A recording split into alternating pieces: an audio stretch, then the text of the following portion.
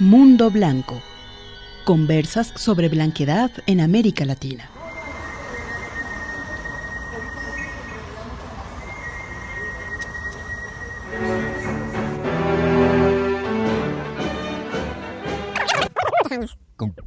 Pss, pss. Ven, escuchemos qué tan blanco es tu mundo. Episodio 8. ¿Qué pasa con el blanqueamiento?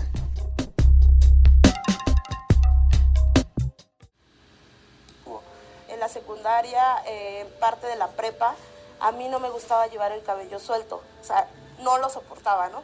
No me gustaba mi cabello.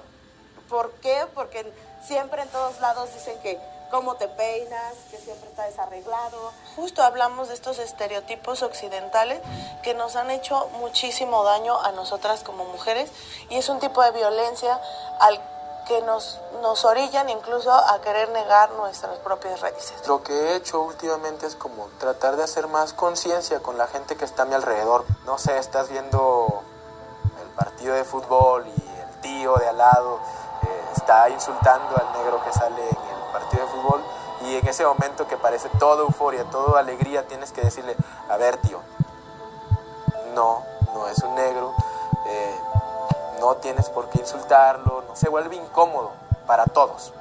Entonces, pero tienes que hacerlo.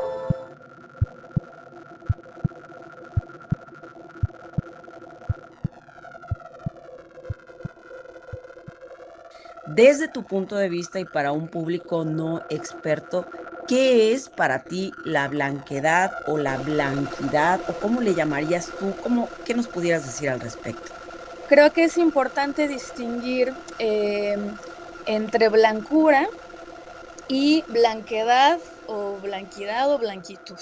Y aquí la clave estaría pensar en que una cosa es la blancura cuando la vemos como una cuestión meramente epidérmica, es decir, del color de la piel, de una cosa, digamos, más bien de elementos pues, más biológicos, fisiológicos, que dependen del tipo de melanina, pues, que tenga una población o no, y que eso es algo además, pues, es un fatalismo histórico, ¿no? O sea, pues las personas que nacen con un cierto tono de melanina, pues eso es la blancura, digamos, ¿no?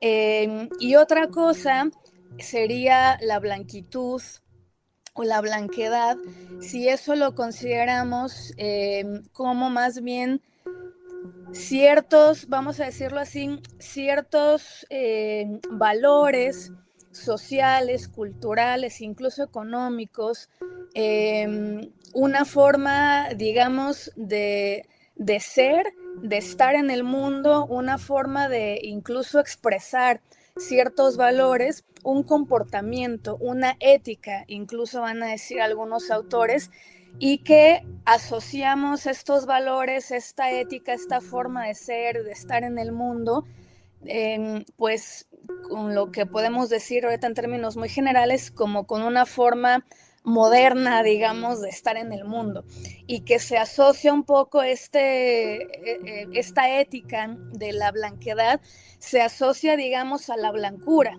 O sea, pensamos que las personas o nuestras sociedades piensan que las personas que son blancas, automáticamente porque son blancas, tienen este tipo de valores. Y ahí es donde la cosa se pone interesante, porque ha habido muchos estudios que se han ido a ver, híjole, es que no todas las personas y las poblaciones que son portadoras de blancura necesariamente son portadoras también de blanquitud. Podemos pensar, no sé, por ejemplo, en las personas migrantes en Estados Unidos o otros lugares del mundo, pues hay quienes pueden ser más blanquitas, ¿no? Digamos, pero justo si son migrantes, si son mexicanas o si son guatemaltecas, qué sé yo, no se les ve como portadoras de blanquitud. Perla Valero es doctora en estudios latinoamericanos y tiene una maestría también en estudios latinoamericanos. Es profesora en la Universidad Nacional Autónoma de México, le gusta bailar y disfruta comer tlacoyos de haba.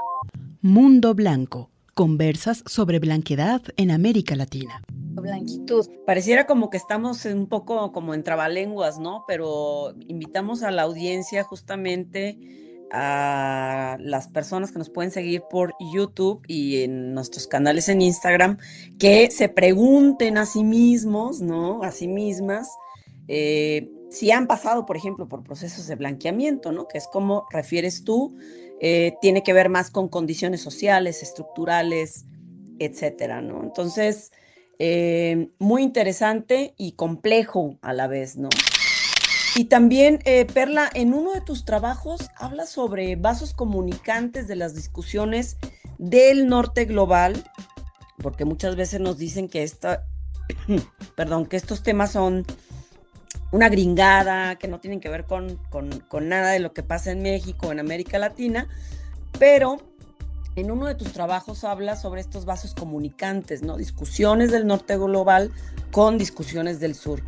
¿Qué nos pudieras decir al respecto? ¿En qué se parecen? ¿En qué no?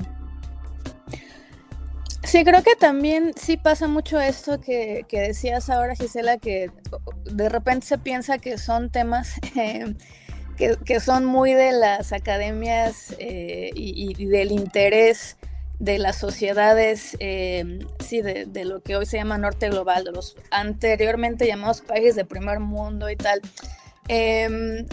porque creo que hay una idea generalizada y son un poco los mitos también que tenemos, creo yo, en América Latina, de que no hay racismo en América Latina, ¿no? O sea, que el racismo es un problema que solamente aqueja a algunos países justo del norte global, mucho en Estados Unidos, claro, porque es un país donde sí habían, digamos, después de la guerra civil y hasta, digamos, ya los años 60, 70, pues había una forma incluso jurídica, ¿no? De segregación que separaba a las personas afroamericanas o como les dicen en Estados Unidos, de color, de las personas blancas, ¿no?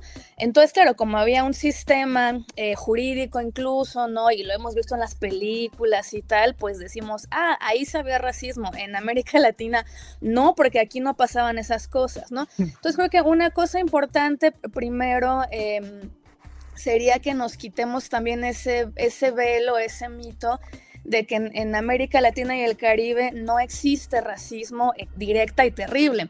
Y solamente porque el racismo tome una forma distinta y quizás no sea igual a las formas segregadas que hemos visto en Estados Unidos, no quiere decir que aquí no existe. Es por esta razón que creo que yo me atrevería a decir que en América Latina y el Caribe nos ha costado quizás un poquito más de trabajo entrarle a estos temas de hablar de que hay blancura y blanquitud y procesos de blanqueamiento, porque asumimos que no hay racismo y no es que sea así, no es que sea un tema gringo, ¿no? Y claro, en Estados Unidos, ya tú lo decías, de un artículo acá que hacías favor de referir, de su servidora, pues sí, hay una discusión que es muy evidente a partir de los años 90, donde vamos a ver varios trabajos en la academia en Estados Unidos que se van a preguntar justo como que qué pasa con estas poblaciones inmigrantes. Recordemos que en los 90, pues años de la globalización, ¿no? Mucha migración, que ya había desde el siglo XIX, pero ahí como que toma un nuevo aire. Y hubo muchos trabajos que se hicieron desde la antropología, la historia, justo como de pensar si estas poblaciones inmigrantes que eran europeas y supuestamente con blancura, no quiero decir racial, pero epidérmica, pues se les consideraba blancas o no en Estados Unidos. Recordemos que a los irlandeses, por ejemplo, que la inmigración irlandesa llega a Estados Unidos desde mitad del siglo XIX por las hambrunas terribles que hubo, por las políticas imperiales de Gran Bretaña, porque era una colonia. Irlanda, llegaban estos irlandeses que era un pueblo colonizado, pobre, que sufría racismo en Inglaterra, porque tenía racismo entre blancos, y se les decía white negroes, así les decían en Estados Unidos. que es un insulto, como ustedes saben, que se usa para referirse a las poblaciones afroamericanas, y hay caricaturas que retrataban a los irlandeses con rasgos simiescos, evidentemente esto súper discriminatorio. Entonces empieza a haber esta revisión, digamos, en Estados Unidos, pues que si todas las poblaciones blancas son iguales. Psst, psst. Ven, escuchemos qué tan blanco es tu mundo. Justamente en alguna parte de tu texto mencionas algo que me pareció muy interesante, ¿no? Y que yo creo que la audiencia también le va a resonar, que hablas del blanqueamiento a la mexicana, ¿no? ¿Pudieras explicarnos un poco qué entiendes por blanqueamiento a la mexicana y cómo, si pudieras darnos ejemplos, por ejemplo, ¿no? Claro. A propósito de este contexto de mestizaje en donde se da un racismo, pues, muy particular, digamos, ¿no? A diferencia de lugares como Estados Unidos, que creemos que son países o geografías evidentemente racistas, y no así en México o en otros países de América Latina. Sí, pues tú decías también hace ratito, ¿no? Que hay esta pregunta para la audiencia que seguramente si nos detenemos a pensarlo, muchas personas, la mayoría quizás hemos pasado por algún proceso de blanqueamiento hasta inconsciente, ¿no? Entonces, cuando pensamos blanqueamiento, creo que como que inmediatamente pensamos más en las poblaciones afroamericanas. Yo pensaba en el ejemplo inmediatamente, pensaba mucho en el caso de Brasil, ¿no? Donde las mujeres negras, por ejemplo, o que son de ascendencia negra y digamos, pero que se les socializa con otras categorías y tienen el cabello rizado, pues para ir a pedir trabajo y cuando les dicen que es buena presentación, pues tienen que alaciarse el cabello, ¿no? Y en México también ocurre. O, por ejemplo, no sé, todo este tema de las cremas blanqueadoras, ¿no? Que sabemos que se venden muchísimo en lugares en América Latina, en África, porque hay una presión muy fuerte. Aquí pues hay un tema también de género, ¿no? Pero también con los hombres ocurre. Sabemos también, ¿no? De estos casos de que si personas que son de un cierto tono de piel o si se visten de una cierta manera que no se ven, digamos, como si fueran de ciertas partes de colonias ricas de la Ciudad de México, ¿no? No se les, si van a una tienda, ¿no? Los policías se les pegan, ¿no? Para ver que no se van a robar nada. O sea, ese tipo de cosas son cotidianas en toda América Latina. Hace poco más de un año se dio el reconocimiento constitucional de la población afrodescendiente en México tras la presentación de más de 10 iniciativas de ley. La coyuntura política permitió que se aceptara una reforma al artículo 2 constitucional en el apartado C, que, a decir de expertos, representa un reconocimiento nominativo y no un reconocimiento de derechos plenos. Han pasado ya 74 años de la publicación de La población negra en México, de Gonzalo Aguirre Beltrán, considerado el estudio pionero referente a la herencia africana en nuestro país. Y aunque es de celebrar el reconocimiento constitucional, nos debemos cuestionar por qué la resistencia y dilación del Estado mexicano para incluir a los afrodescendientes en la Carta Magna como conformadores de esta nación. Del texto, el reconocimiento constitucional afrodescendiente y la invención de la tradición, de Sagrario Cruz Carretero. Mundo Blanco. Conversas sobre blanquedad en América Latina. Pero si hablamos del caso de México, yo lo que diría de este blanqueamiento a la mexicana, y es una hipótesis de trabajo que se puede sostener también con los muy buenas investigaciones que han hecho colegas, pensaba ahora en los trabajos de Federico Navarrete, sobre esta crítica al mestizaje, ¿no?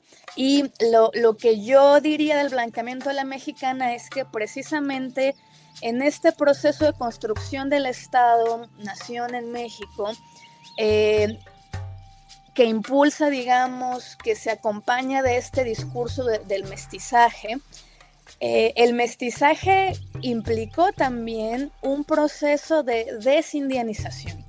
Es decir, si hoy decimos supuestamente que en México todas las personas son mestizas en algún nivel, en algún grado, eso quiere decir pues que el Estado también en términos, digamos, de larga duración, ha impulsado políticas para obligar a que las poblaciones indígenas abandonen, digamos, pues su cultura, su lengua, sus prácticas, sus sistemas normativos, ¿no? Y que aquí sí quisiera insistir mucho que no son sus usos y costumbres, porque es una expresión esa bastante racista, porque todos los grupos humanos tenemos usos y costumbres, los blancos también tienen usos y costumbres, ¿no?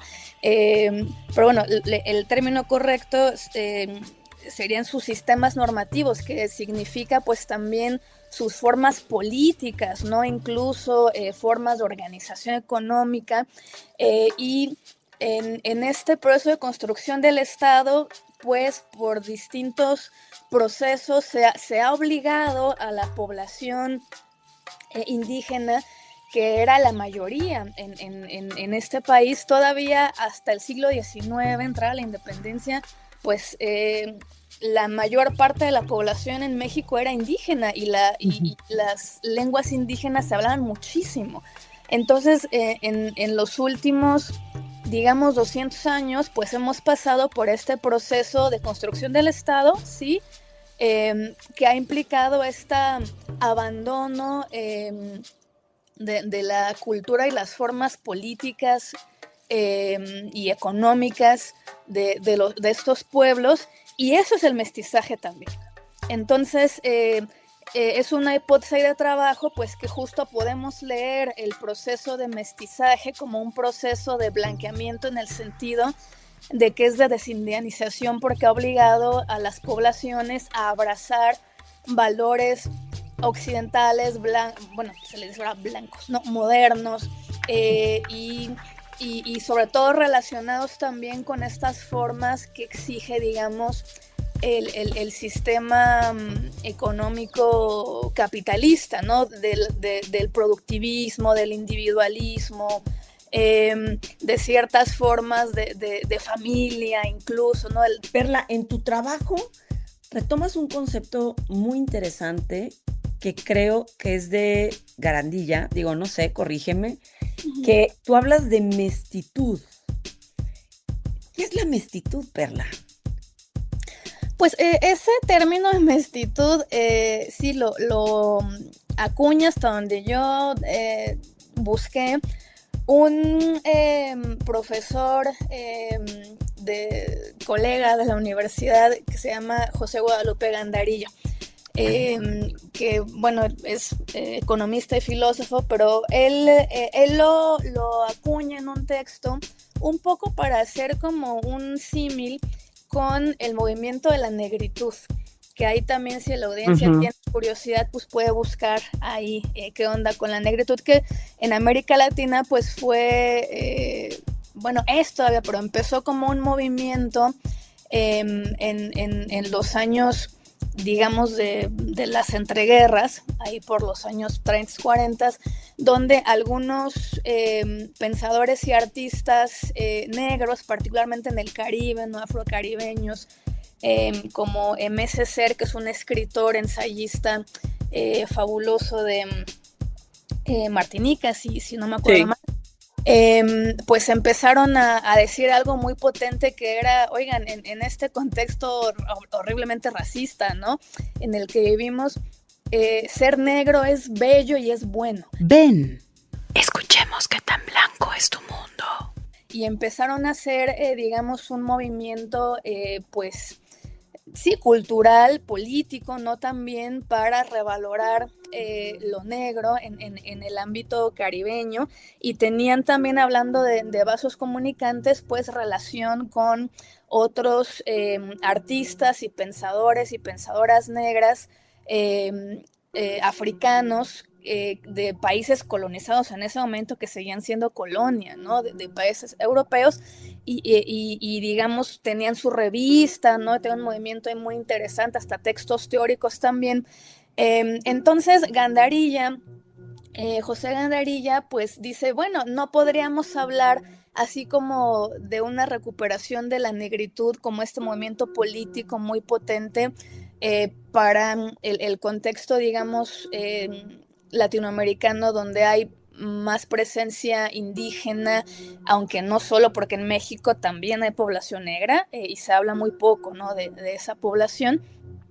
Él dice, a lo mejor podemos hablar de mestitud, y él lo propone como una forma de revalorar, digamos, la presencia de lo indígena en nuestras culturas mestizas, que yo diría sí son mestizas, pero no por eso quitemos el dedo del renglón de que el mestizaje, como decíamos, ha servido también como una forma de ocultarlas, ¿no? Sí, pero mestitud también podría funcionar no solo en esta propuesta emancipadora, en el símil del movimiento de la negritud que hace él, sino también a la manera en la que, por ejemplo, alguien como Bolívar Echeverría, que lo mencionábamos hace ratito, piensa el tema de la blanquitud.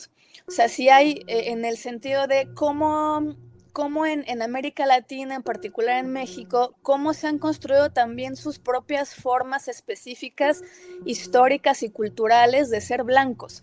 Y yo me quedaba pensando mucho en esto que hace ratito preguntabas, Gisela, de pues qué onda con la forma en la que el blanqueamiento se ha dado en México, y si asumimos que, y en América Latina, pero en México en particular, si el blanqueamiento se ha dado también a través de del mestizaje como proceso homogenizador, que oculta, digamos, las diferencias culturales, que no las celebra, sino que las esconde, y que ha obligado a las poblaciones indígenas y a, digamos, a abandonar sus formas propias. Si pensamos el mestizaje como una forma de blanquitud muy particular, podemos decir que es una mestitud en ese sentido de blanqueamiento. Finalmente, Perla, ¿algo más que te gustaría agregar y dónde puede la gente encontrar tu trabajo, tus textos o grabaciones también, si es que las tienes, participaciones en foros, etcétera? Híjole, pues es que el tema da para mucho, pero ¿qué más podríamos agregar? Pues bueno, yo les invitaría a que quien tenga interés pues se dé una vuelta por estos autores, ¿no? Hablábamos aquí de W. Du Bois, de Bolívar Echeverría, que él también, Bolívar Echeverría, que es que ya se nos fue, falleció hace ya un ratito. Fue un filósofo y economista ecuatoriano radicado en México, que también trabajó mucho estos temas de lo barroco, ¿no? Cuando él pensaba, bueno, la modernidad, la forma en la que se desplegó en las ciudades en las que vivimos, se despliega de una manera en la que nos exige para ser modernos, ser blancos. Y dice, pero hay resistencia sobre eso, ¿no? ¿Cómo se resiste? Y él pues ahí le pensó mucho el tema de las resistencias digamos, a la blanquitud, al etos de la blanquitud, le decía él, etos de ética, ¿no? De esto que decíamos de comportamiento en el mundo, y ponía como una resistencia, lo que él llamaba un etos barroco, una forma de ser barroca, ¿no? Que creo que por ahí iría más lo de la mestitud en el sentido liberador del maestro Gandaría, pero bueno, no le entró tanto a los temas, digamos, ya de históricamente cómo pues sí, como en México y América Latina también se nos ha obligado a blanquearnos, y yo invité a la audiencia a que pues cada vez que se acerquen a temas de volver a mirar la historia de México y de América Latina, pues la miremos desde ahí, ¿no? Que es muy distinto cómo se cuenta la historia de la formación de este país, de la construcción de este país, si no la pensamos desde las poblaciones blanco-mestizas, si la pensamos desde estas poblaciones de los pueblos indígenas, de los pueblos negros en México, y si la miramos desde ahí, pues la cosa es muy diferente. Entonces, pues bueno, yo agregaría nada más eso, porque si no me voy a extender y ya. Sí, o sea, nos va el tiempo, pero sí, el tema es muy amplio, pero podemos pues platicar después muchas cosas. Y pues a mí me pueden encontrar, hay una cuenta por ahí de academia, donde hay algunos textos, y en YouTube pues por ahí también apareceré, ¿no? Pero ya en redes solamente manejo una cuenta de Instagram, pero bueno, me pueden encontrar ahí en las redes y en la Universidad Nacional Autónoma de México, y en el CIDE. Ahí ando, y pues ojalá coincidamos en otros espacios después. La discusión sobre racismo en México nos obligó a preguntarnos qué pasa con las personas blancas o con las personas que se benefician del racismo.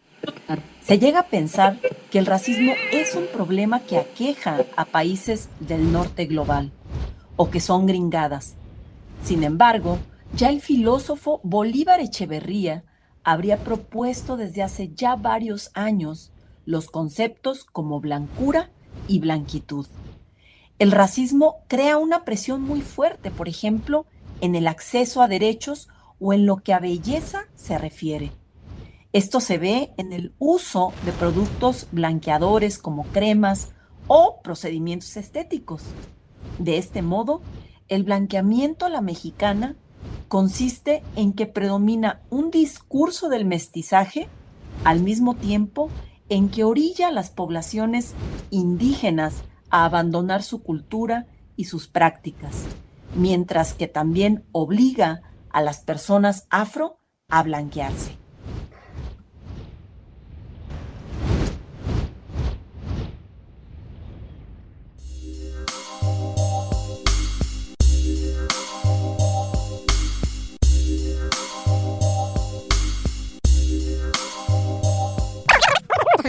Mundo Blanco. Conversa sobre blanqueidad en América Latina es una serie producida por la Universidad de Lehigh como un proyecto más de la red Blanqueidad en América Latina.